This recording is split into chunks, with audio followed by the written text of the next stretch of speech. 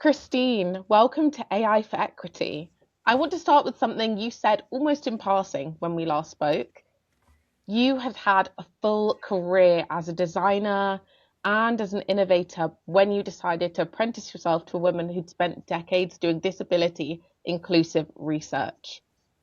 Most people would call that a step backwards, but you've called it one of the best decisions you've ever made. I would love if you could take us back, tell our listeners who you are, what open inclusion is, and what it was you saw in that work that the rest of the design world was missing. Leah, lovely to be here firstly, and thank you. Thank you for the space, and thank you. Yes, interesting question. So I had come from a background of design and innovation, and thinking about how to make things or make things better, make better things and make things better depending on the space that I was working on.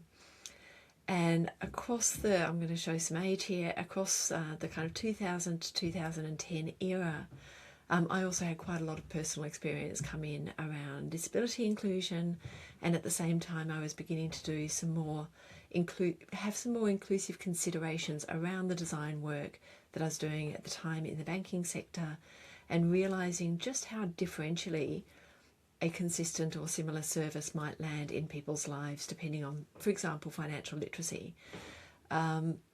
I did have that opportunity. So in the about 2012 or 13, was working in a design agency and had the pleasure of working with a woman who was just a remarkable disability inclusive researcher. We had decided to establish that agency on the basis of being beautifully accessible design and bringing in both the experiential beauty as well as accessible. And at the time it felt like that was an either or, not a yes and.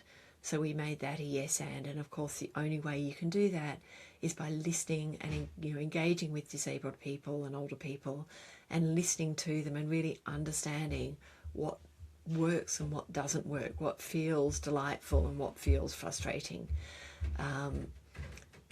At the time, I just remember, this very deep sense of walking away from these sessions, a full day of doing usability testing, and just going, oh my goodness, could you imagine if all designers had the quality of fuel we have here?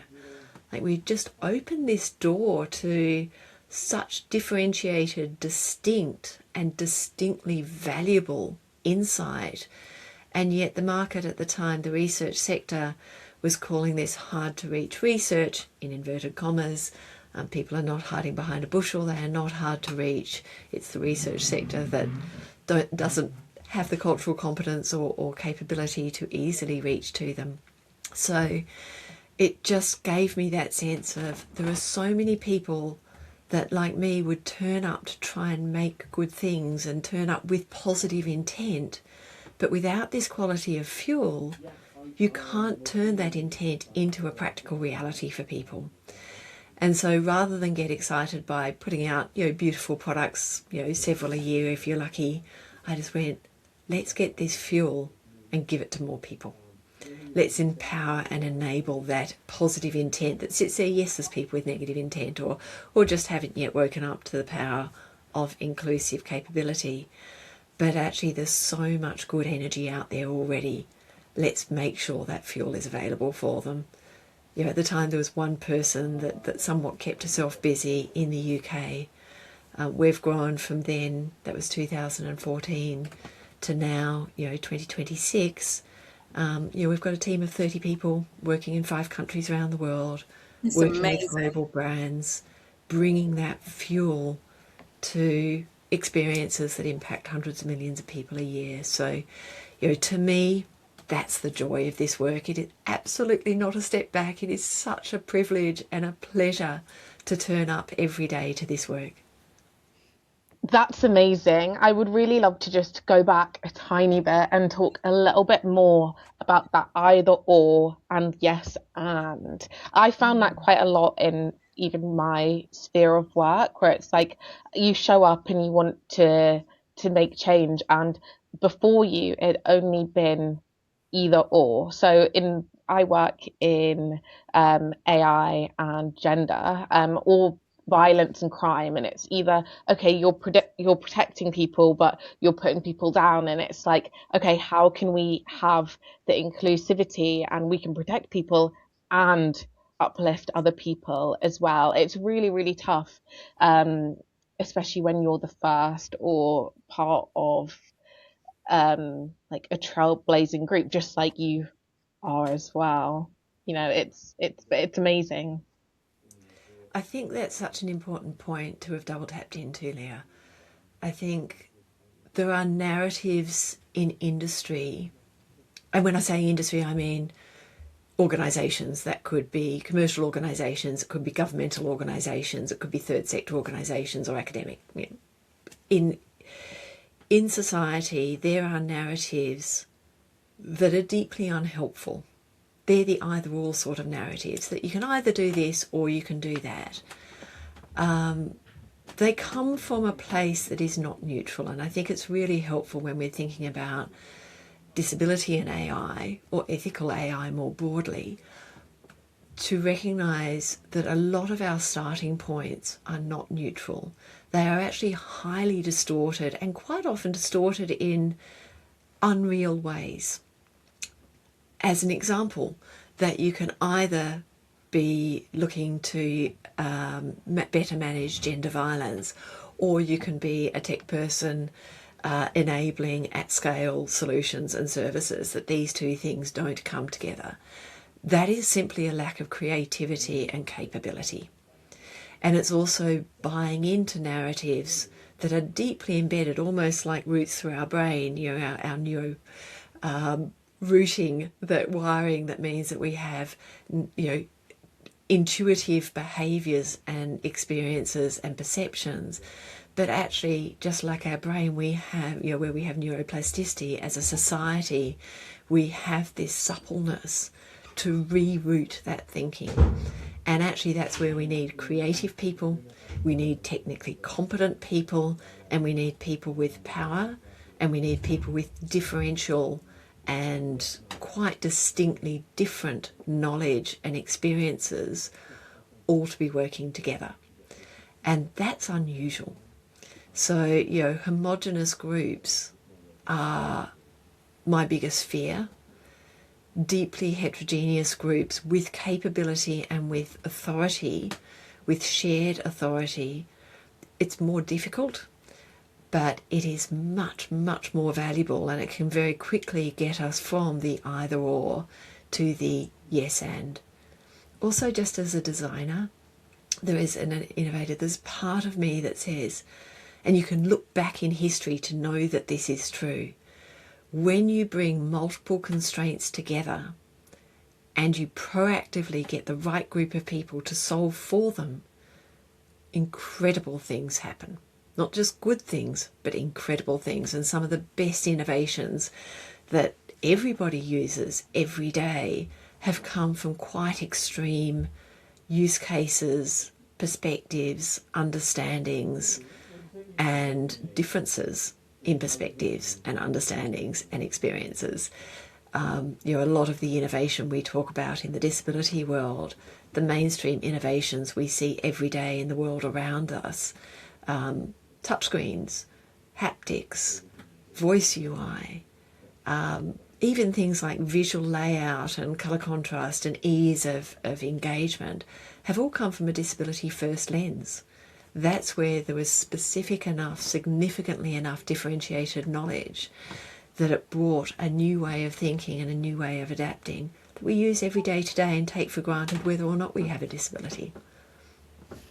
Absolutely. I mean, I'm always very thankful for my electric toothbrush and my wheelie suitcase. And those weren't created for people like me, but they benefit people like me so much. So absolutely with you on that. I think this is such an important conversation, and it's one we really haven't had on this podcast before. So I'm so glad that we're talking about that intersection of AI, disability, ability, and more broadly about inclusion, as we always do. I wanted to start off actually. I mean, the words you used, beautifully accessible, I just think that's something for people to hold on to. How can we make things beautifully accessible rather than an afterthought? But it also led me to look at where you are. And I thought, oh, she's in this wooden clad building. And maybe people should know not necessarily where you are right now, but where you are in the world, because we have such a global audience and we also have global guests. So could you tell us about where you are in the world? Yes, so physically I sit in France. So this is actually a wooden chalet in the northern French Alps with snow on the mountains in front of me today, despite the Where- fact that we're already in May. Wow. Culturally, I am a confused being. I grew up in Australia, born in the UK, grew up in Australia, lived quite a bit of time and spent a lot of time in North Asia, and work between the UK and US most predominantly now, even though we do have a global remit, but they're our two biggest markets based here in France. So when we think about being an outsider and the perspective or the value of being an outsider, I'm also happy to mention I'm also neurodivergent, I'm hard of hearing, I have a chronic health need. We often talk about the fact that disability is not necessarily visible. For the majority of people with a disability, it's not. I've always felt an outsider, and actually I recognise the power and the value in outside perspectives into a mainstream narrative that may be incomplete or inconsistently incomplete, and therefore that there's value to bring with that. I'm also very conscious of the challenges that come with that because, as an example, culturally, I don't have a single place where I feel genuinely, truly, always home, which other people will have. The benefit I have is that slightly chameleon capability of feeling, understanding many different homes and being able to fit within them. Thanks so much for sharing that with us. I think it gives us, it helps us understand where you're coming from into this work. And also, I'm sure there'll be other listeners or watchers who perhaps recognize that feeling as well. I don't know if you. Jenny, sorry, just to build on that, there's one thing I should mention too. It's incredibly important for the work that we do, actually the balance of where I live. Because I love being in the UK. We have the office based in London. We also go across to the US for work or elsewhere, but mainly to the UK. London is such a hub. If you think about, especially with AI at the moment, there is so much going on. There are so many amazing people doing remarkable things. There are spaces just rich with diverse perspective, rich with diverse expertise that I can go and just absorb like a sponge until I'm full. But then I come back here and almost put that in a glass and give it space to settle and see what's meaningful about that relative to the work that we do. How do I then bring that into our clients and the research that we're designing to make it really practically applicable and not just a lot of noise and you just kind of fill and fill and fill and it's like, oh my gosh, there's nowhere else for it to go. But to have that balance between the two is actually incredibly important for me to create something that didn't exist before. Thank you. So that sort of stepping in and stepping out, and not forgetting to step out and the value of that, and also the value of reflection. I mean, I could go off on a totally different direction, but I'm going to go back. But I might come back to some things later on about what you've said. Well, actually, I might just go there right now. I don't know if you know, but we had protests this weekend, and I just don't think it's ever been more important for these kinds of conversations when we have, protests on both sides, you might say, happening at the same time and people feeling really divided without having that conversation that perhaps could bring people together and help with the understanding. So I guess for me, this conversation is timely because, yes, we are very diverse in London, London particularly, but we could say across the UK, but we're not always making it work together. And I think this is such an important point. And yes, I did note that. And of course, two very different protests with two very different groups. Understanding humans, to me, is a superpower. And it empowers us to find solutions. It's to your point before, Leah. It's the yes and, not the this or that.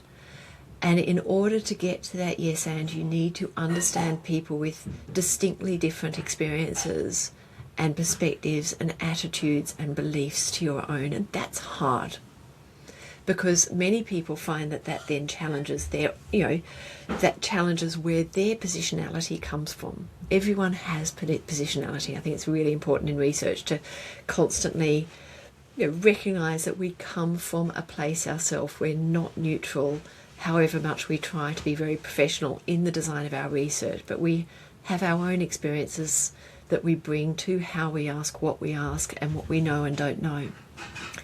Research is, and particularly cross-cultural research, whether that culture is disability culture and knowledge, whether that's racial culture, whether that's socioeconomic, or people having grown up within certain frames of reference and others growing up, that this then creates this very polarised world that we've got now, because there's very little understanding across. In order to build that understanding, we need a research sector that does a better job of listening, and of listening particularly to those that are uncomfortable to listen to or very different from our own perspectives. The research sector itself is not as diverse as the society it seeks to represent, and that's true of disability, that's true of race, that's true of socioeconomic background, that's true of many, many different characteristics of age. So to think about who's given the responsibility to build that understanding. How do we proactively understand people whose experiences are very different to ours? That has been the mission of Open now for 12 years. Not to pretend that we have, 63% of our team have lived experience of disability. We're a tiny team. We cannot represent 1.3 billion people in the world through that experience. So how do we co-create the research itself, and how do we make space with sufficient humility to know that we won't know where we might need to go in the questions and answers at the start of a piece of work? And how do we use a process to get to that knowledge to make a genuinely open, accessible, ethical space for people to share that knowledge that can then inform that yes and rather than either or. Without that knowledge, we can't get there. And that knowledge can't just sit over here and sit over there. I often say our job as Open is not to know and not to be the people that need to know, but to create these beautiful pipelines between the two, and sometimes do some translation along the way, so that where it lands, it can land within that culture that can make better decisions off the back of it. And I think we're just missing that connective tissue across society in so many ways, both very formal and structural like research, but even in media, even in cultural communities and ways in which people gather and share knowledge. I live in a very small community of 1,200 people. People share across community in a very, very different way here to the way they would in London. And there's sub-communities in London where they would share very, very deeply, and other communities where they wouldn't even know the person in the apartment next to them. So just kind of that recognising that humans differ in so many more ways than we designed for today, and that society is designed for today. And the more we kind of homogenise into small pockets of individuals that don't understand each other, the more difficulty I think our society is going to have. And that's just as true of designing AI solutions as it is of managing moments politically. 100%. I was really happy to hear the word translate in there, because I think that it's all well and good for different groups of people to be able to say, this is our experience, but sometimes you need that translation. I was actually writing a few months ago about neurodiversity in the workplace and how there is that translation gap between neurotypical people and neurodiverse people, and even among different neurodiverse people who have different neurodiversities as well. Everyone can say how they feel, but when there's a lot of noise around it and people aren't listening, they're just speaking and they're not even speaking each other's languages, it's so much harder to have a cohesive and peaceful society. And I think that that is what we're really seeing in the UK as well. It's like two groups of people who, to be honest, I don't think are like the way their life experiences aren't that different. We're all living in the same country with the same government and the same crises. They may be taking different forms, but we're stuck in echo chambers with people that speak the same language as us, and we're not trying to translate enough, which is, I think, what we're trying to do with this podcast. And I think what we're successfully doing with this podcast as well, it's showing that there is light at the end of the tunnel, and how can we use AI and how can we use open communication and inclusive language to really bridge those gaps between people. I actually was speaking to one of my friends last week about the election that was coming up, and they were saying that they were going to stop speaking to one of our friends because they were voting for a specific party. And I said, why don't you actually just try and just speak to them and understand why they feel the way that they do? Because you guys probably feel pretty similar, but you're seeing very different things in the media. Yeah. You know? And I think that's such an important part when we think about AI, because AI draws off specific data sets, just like media draws off specific parts of information. I mean, there is information across society all day, every day, yet different media sources will absorb through a lens, through a filter of the target audience that they're looking to respond to or have respond to them. And I think AI, we've got to be very conscious of, it does the same. It draws off specific data sets that themselves may or may not be accurate, firstly, but even assuming that they are accurate, they are not complete. In the same way that even media may or may not be accurate, but even if it was accurate, if you're constantly accurate but only choosing certain things to share and always leaving the same things out, you get more and more distorted perspectives on the same reality. That underlying reality that none of us can quite touch, because we all see it filtered through the ways that we engage with the world, is the thing that, you know, as a researcher, but also actually as a designer, you think, how can I create something that is going to add value to this purpose, whatever the purpose is? What elements of the reality do I need to bring for, and what might distort that? And it's today people forget that second question of, and what might distort that, because they assume that there's a lot of assumptions in the system. Sorry, Jenny. No, that's fine. It was just made me remember, as the previous conversation we had, and you were also talking about the fact that actually disability could be used as a bit of a Trojan horse to lower policy boundaries that companies might face. And I just wondered, yeah, could you tell us a bit more about that? Because I think that idea would be quite surprising to people. Yes, and this is a really complex one. In short, AI is so brilliantly powerful. That's great, and that's dangerous. The great part of that is there are many people with different disabilities today that with an AI-empowered solution, their disability would be significantly reduced, or in context of specific circumstances. So as an example, for someone who's blind or partially sighted, AI using computer vision can create a huge amount of information about the environment that's around someone to help people independently navigate and independently engage with the world in a way that doesn't require them losing their agency and autonomy. I mean, that is brilliant.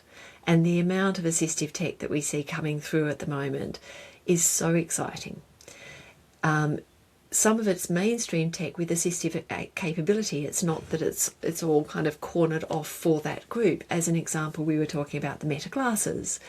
They are a brilliant piece of adaptively assistive tech, i.e. a mainstream piece of technology with assistive capability that people with sight loss can use to read a menu, to know what the space is around them, to be able to navigate whether, all sorts of things in the physical world that they might not be able to see with the right level of acuity that they need. Now, equally at the same time, Meta is owned by a private organisation that is a commercial organisation with commercial drivers. It has been known not to treat data with the privacy and security even that it promised, let alone the promises that are really quite weak relative to probably what most consumers would hope or expect it is treating that with. So we have this conundrum of it makes for brilliant use cases that are real. I mean, let's not say they're not real. They are real. They are valuable. But if that means people think, I saw that, and humans are storytelling both in the way we make meaning of a complex world and we share meaning into a complex world. So these stories are genuinely powerful. How does that then change what we think? It goes back to yes and. So what we need is to say, yes, they are incredibly valuable for these communities, and we can also think about physical access and autonomous vehicles. We can think about cognitive access and ability to work with LLMs as part of our workplace tools to make, whether someone's dyslexic or ADHD, make it much easier for them to stay on task or to write in a fluent way or absorb written content more easily. These are brilliant solutions. But how do we apply those solutions without losing any of the expectations we have of these commercial companies or government agencies, it could be government as well,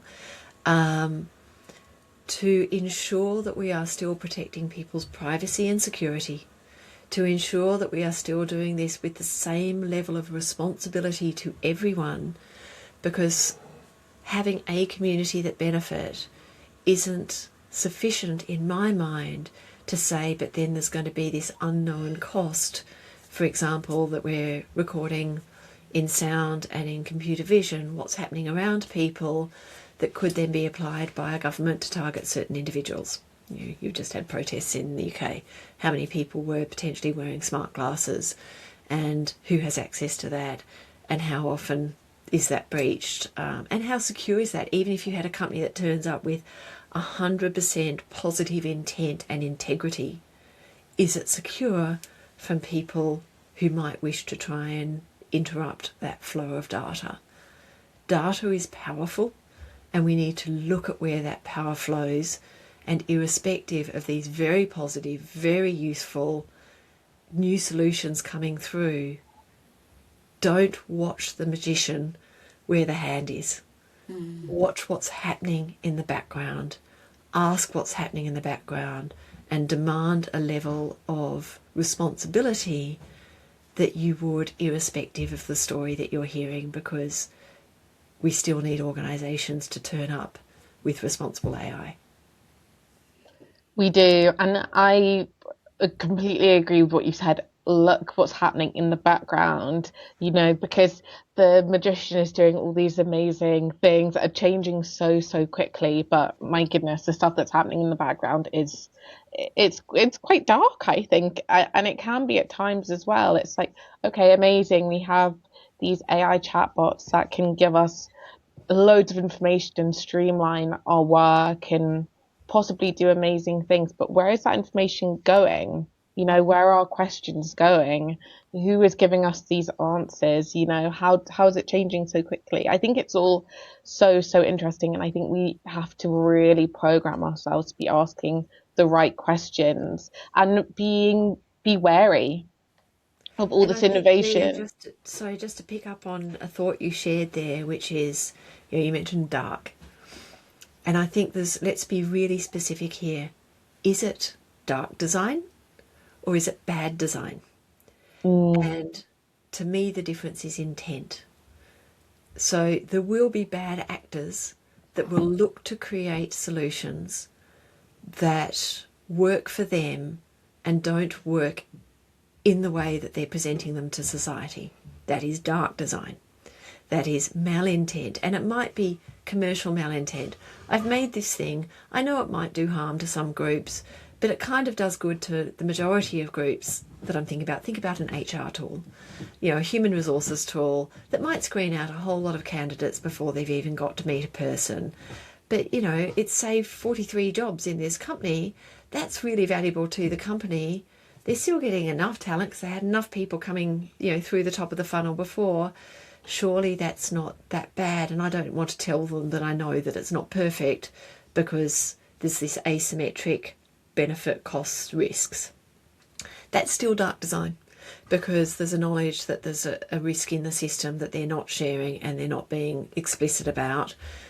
There's that sales role, and there's a lot of that happening in AI because it's so new, it's so exciting, and there's so much, even unlike prior technologies that have emerging technologies that have come in, it is even less transparent than prior technologies because it sits under the interface. It's not the interface itself.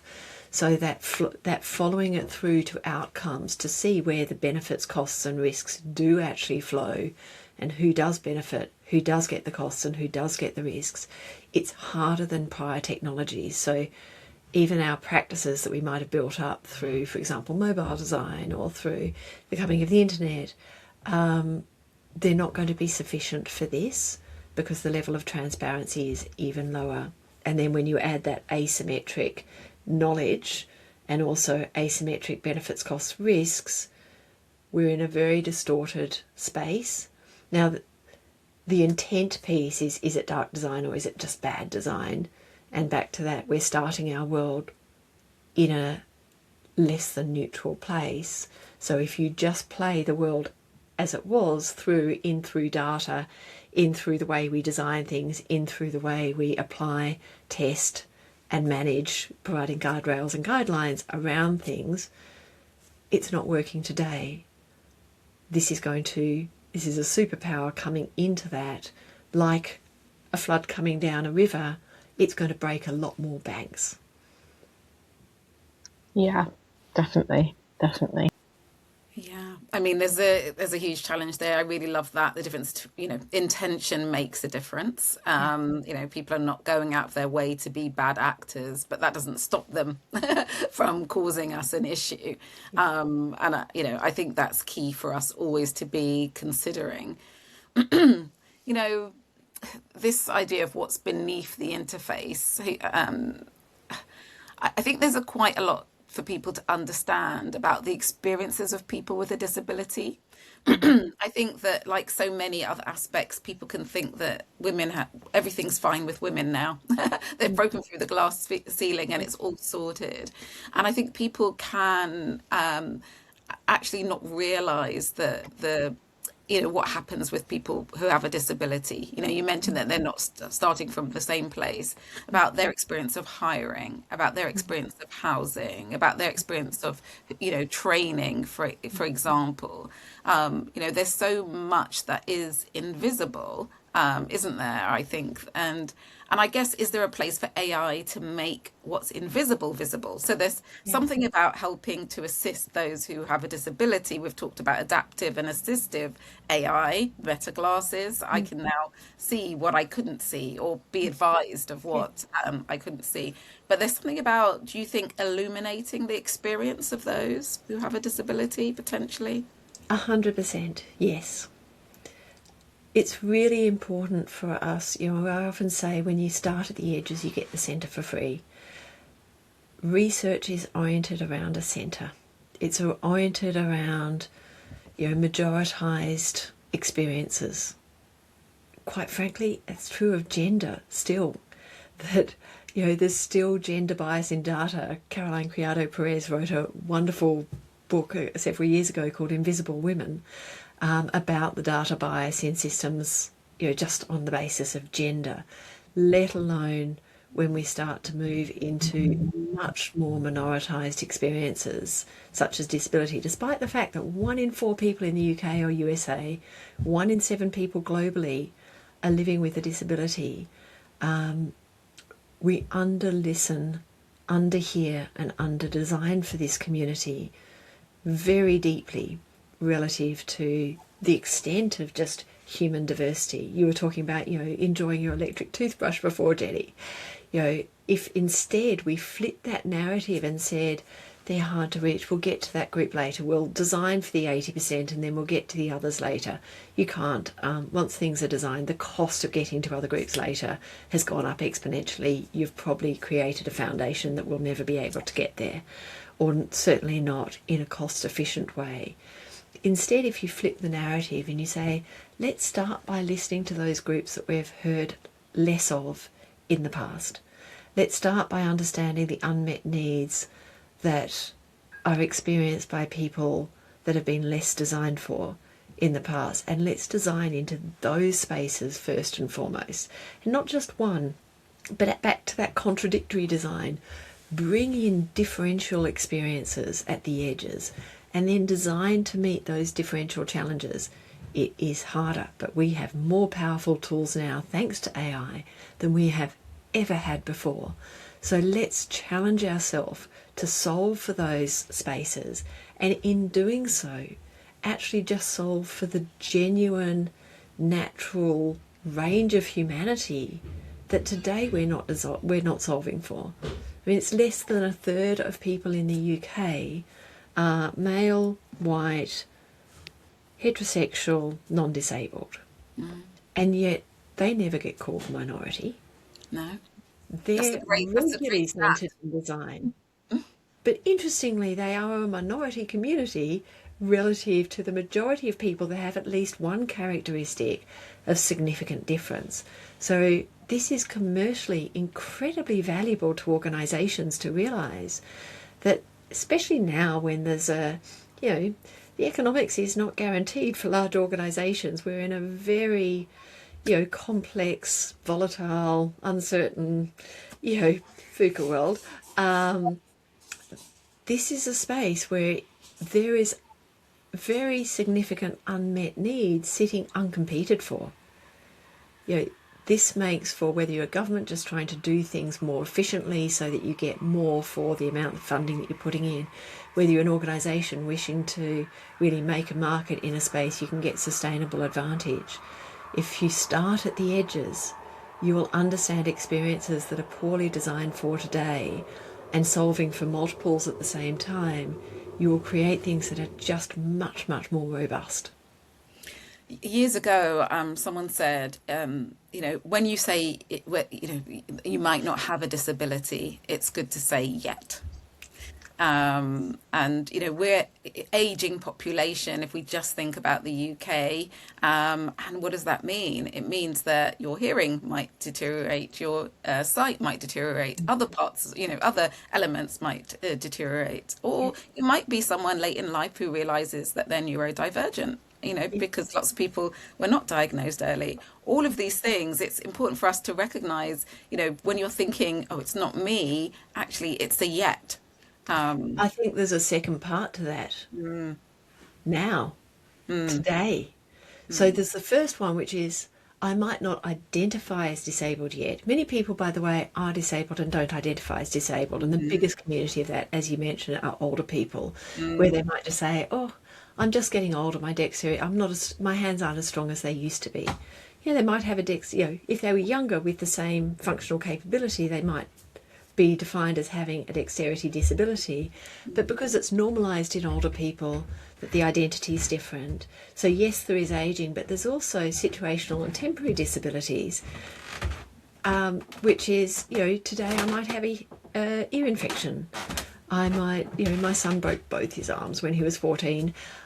He was very significantly disabled for a period of his life.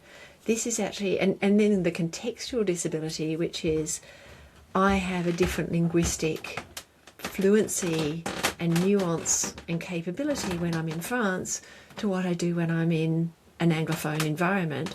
I have a different cultural connection and ease and fluency in different parts of the world. So some of it is where you are, some of it is what's happening to you. So some of it's personal characteristic, and some of it's contextual. But once we realise that, to your point, disability is much more nuanced than, again, those narratives and even things like the symbol of the wheelchair user, who are less than 2% of people with disabilities, but it means when people think about disability, they probably think about a wheelchair user or someone with a white cane or who uses a guide dog or who has a hearing aid. And it's almost the props of disability that give them the identity, as opposed to the actual experience of disability that is so much more nuanced than that. Absolutely. The other one, just to add to that, Jenny, is many people think about disability in what a lovely friend of mine, Caroline Casey, calls, in jam jars. There's the blind person, the person who's a wheelchair user, and the person who has cochlear implants or, whichever, has limb difference. Interestingly, the majority of people with a disability have more than one co-occurring need. So if you think about how people incur their disabilities, that might be part of it. Or it might just be that they have mental health need alongside their disability, because we know there's a huge correlation between those two. Or once one part of their body is being challenged or not able to be used, it might put more pressure on another. So, for example, balance issues or using your eyes very heavily if you've lost your hearing, or vice versa. So multiple characteristics that coexist is actually the reality for many people with disabilities. And that's before we've brought in the multiple characteristics of the rest of them. Because, of course, disability is one part of someone's identity and their experience. And whether they're male or female, whether they're from a wealthy or a poorer family, whether they were brought up with a lot of support and assistive capability and confidence, or whether they weren't, means that the same, two people with, on paper, the same functional experience or level of disability and disablement might have incredibly different experiences in society or with a particular product or service or environment. So just that much more, and it can feel a bit overwhelming when you start thinking about that. It's like, oh my gosh, my brain was blown when I was thinking about the complexity of disability, and now we've got all these other layers. But here's the beautiful truth. It's so easy when you engage with a human being, because all of their complexity is just wrapped up within a very singular experience that they can explain to you. So all you need to do then is think about what range of human beings have we brought in to share their perspectives on this topic, on this thing that we're trying to learn about better. And we don't need to try and unpick this bit from that bit within a person. We just need to make sure that over time we're getting more and more breadth of perspectives to keep filling the gaps that we might not yet have seen. 100%. You speaking about this has made me think about something from our pre-call, where you said that we can't move as fast as AI can, but AI can move as fast as AI can. Can you please just walk us through what AI to AI catching looks like in practice? Where is it happening? Where should it be happening? And who should be funding it that currently isn't? It's a really important point. And if you think about AI, there's kind of 4 layers of challenge in it and opportunity in it. The first one we've talked about is intent. Why are we trying to apply AI here, and what's our intent? And what are we trying to solve? And is AI the best tool for that? The next one's the data set. So what's the training data set for? What's the ongoing feed data set? How complete, correct, accurate, applicable is it? What's the bias in it? All of that. The third one's that kind of solution design. Who's designing it? For what purpose? How well is it designed? How much hidden bias is potentially flowing through? You can't. It's hard to catch there.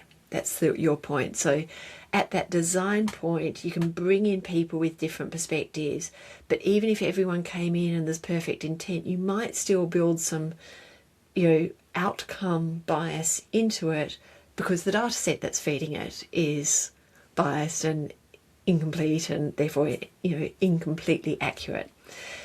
So with all of those three feeding into this outcome, how do you catch outcomes before they go off and do too much harm? What are the guardrails to say? In the EU, there's of course these different guardrails of different potential implications, and therefore the level of testing and requirement that goes into that. But how do you catch that on the way through the system? And I think AI is an approach we should be applying at each of those points. Funders looking at people with intent and looking to understand what backgrounds are and where funding has worked and not before, and using big data, not just small data and anecdotal, and how compelling the person is. Same with data sets, interrogating our data sets and understanding where are the gaps, where is the correlation challenges, so where we haven't asked what your experience is, therefore we can't correlate the fact that you, for example, have a disability and what type to the experience that you're sharing, so that's a correlation gap. And thirdly, where is it potentially accurate, but it's accurately representing significant bias that we have in society today that we don't want to reflect going forward, and that we would like to address before we just play our past into our future. AI can help us with that. The solution design, I think AI is being used a lot to design agents, to be designed all sorts of tools and AI solutions. How can we use AI agents to work in the solution design point and help predict different challenges in the design layer, and equally in the outcomes? I think that's the most powerful place to put AI. It's also pretty problematic, because AI, as we've talked about, is going to be biased, is built off a limited data set that is technologically accessible. It is very white, it is very Western, it is probably very West Coast US, centered around certain places that we capture data in a way that AI can access, and not centered around places that are not. So we also need to understand, if we're using the criminal to catch the criminal, to use a negative term, but or the fast runner to catch a fast runner, to use a positive term, how do we make sure that that's one part of the protective solutions that we're using? We do need humans as well to be part of that protective solution, but humans will not be sufficient by themselves.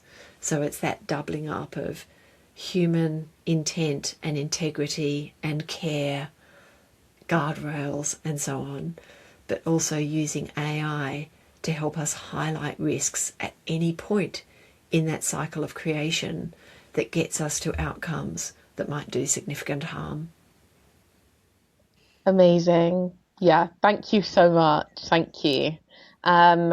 I would love if we could move on to the quick fire round, which I think is one of the best points of the whole show. Not just because I love asking them, but because I think you get such amazing little tidbits of information that I personally learn so much from, and I'm sure our listeners do as well. So, what is one AI hype word that you would like to ban tomorrow? I've just talked about it to some degree, and I didn't use the word human in the loop. Yeah.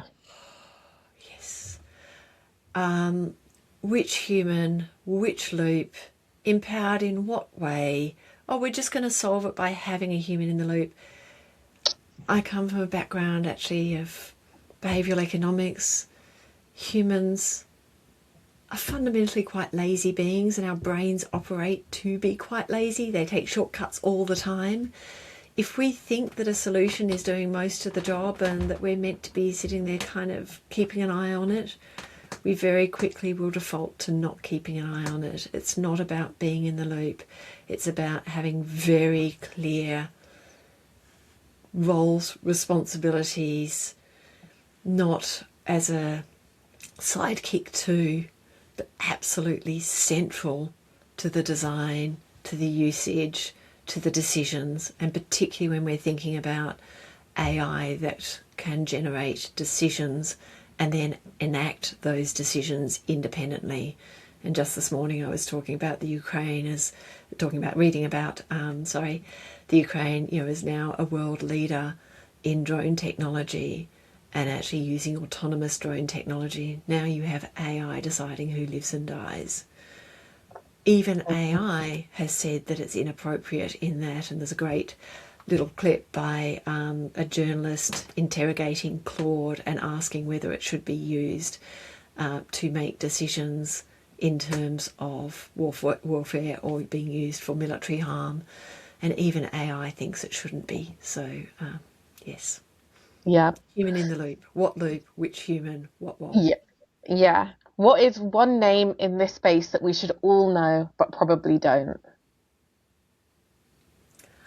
I listened to Jutta Treviranus, who I think we talked about in Mm-hmm. our pre-call. She is a professor at OCAD in Ontario, the Centre for Accessible Design. She has been working in AI for for a very long time. She's been a very strong speaker about it. She also does research on it. She is deeply informed and experienced in engaging with people right across the spectrum of disability and understanding how experiences may be harmed or benefiting from AI being applied. I wish everyone listened to Jutta on a regular basis. Our world would be a better place. Well, hopefully our listeners will give her a listen after this. Thank you so much for recording with us today. It's been so informative, and I feel like we touched on so many different topics as well. There really is something in this episode for everyone. So thank you. Yeah, I just want to say, yeah, a big thank you for your. It's very clear that you've got a thoughtful and human-centered approach, and Mm-hmm. it's really come through in this conversation. So we really appreciate that. Thank you. Oh, well, thank you too for both making this space that people can come and learn, because I think if there's one thing to leave people with, this is too important to be left to others. And Mm-hmm. we all need to bring our own knowledge and our own expertise and get curious and not be scared by, the words of AI, which is neither artificial nor intelligent, and really consider how we can help make today better by bringing our knowledge into technology and challenging it and asking about it and just getting curious and getting comfortable with the discomfort I think we all feel in this space. Yeah. Thank you. Thanks for listening to AI for Equity. Don't forget to like, share, and subscribe so you never miss an episode. Stay curious, stay bold, and keep using AI to build a fairer future.